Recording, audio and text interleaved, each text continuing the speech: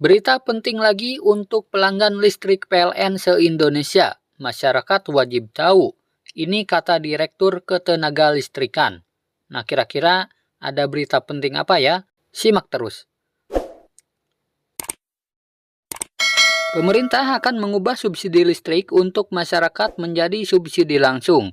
Rencana perubahan mekanisme pemberian subsidi ini sedang dibahas oleh Kementerian Energi dan Sumber Daya Mineral atau ESDM.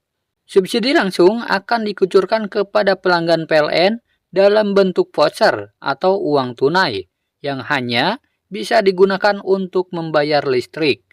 Penerimanya adalah masyarakat yang terdaftar di dalam DTKS atau Data Terpadu Kesejahteraan Sosial.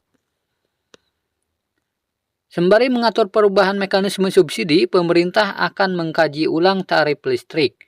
Rida mengatakan reformasi tarif listrik diperlukan sebagai bentuk penyesuaian, sebab pemerintah tidak pernah merevisi kenaikan listrik sejak tahun 2003. Dengan perubahan-perubahan itu, masyarakat yang tidak termasuk penerima subsidi akan membayar tarif listrik secara penuh.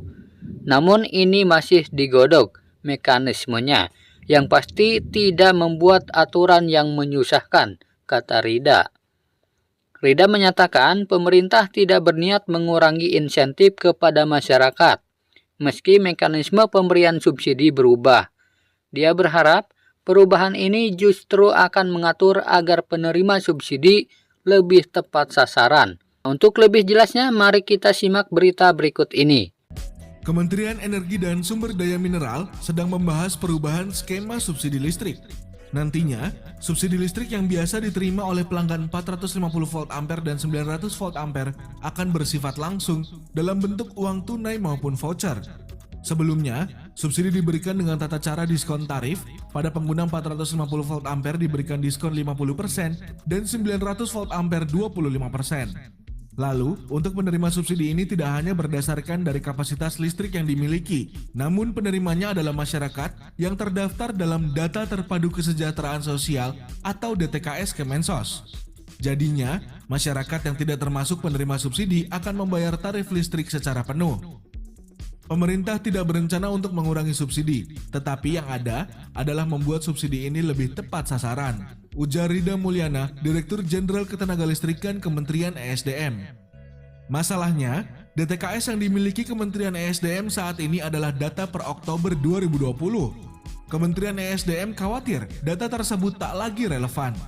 Oleh karena itu, PLN bersama Kementerian Sosial dan Kementerian ESDM akan melakukan pendataan langsung ke rumah-rumah warga. Selain merubah skema subsidi yang diberikan, PLN juga merencanakan mengkaji ulang tarif listrik.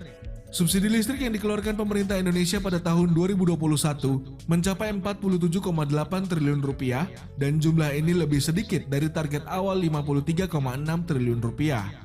Untuk tahun ini, pemerintah menargetkan realisasi subsidi listrik mencapai 56,5 triliun rupiah. Jika dilihat dari tarif yang sebenarnya harus dibayar adalah sekitar Rp1.400 sampai dengan Rp1.500 per kWh. Namun, dengan jumlah subsidi yang dikucurkan, masyarakat hanya membayar Rp400 sampai dengan Rp600 per kWh tergantung jenis daya yang digunakan. Menteri BUMN Erick Thohir pun mendukung adanya perbaikan penyaluran subsidi listrik, terutama untuk pelanggan PLN.